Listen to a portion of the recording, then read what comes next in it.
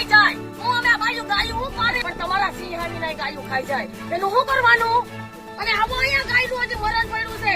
હજી કોઈ લઈ નથી ગયા. અને હિન્દુત્વની પૂછડી વાળી ના હોય નહીં. જાગીર એક પર ગાયને જોઈ જાઓ તો ગામમાંથી ખેંચી જાય, ગૌશાળામાંથી ખેંચી જાય. અને ચોરના પેટના તમે નાના બાળકોની પેલી આંગણવાડી તો પાડી નાખી, ભણવી ના તમે પેલી ગૌશાળા પાડી નાખી. અને તમારામાં લીગલી આવતું હોય ને એટલું તમે રાખો. બાકી અનલીગલ હોય આ ગામ ત્યાંથી ગામના લોકો તમારી જમીનની અંદર ગામના લોકો પગે નહીં મૂકે. પણ તમે અહીંયા હાજરીના સ્થળ ઉપર આવો તો ખરા. તમારે કોઈને આવવું નથી. અને અમારું છે, અમારું તમારું હોય તો તમારી હજ તમારી પાસે રાખો. આ ગામ વાળા નથી જોતી. અને આ ગામ આ સમક્ષ છે. અને ગામને તમે ધ્યાન દો.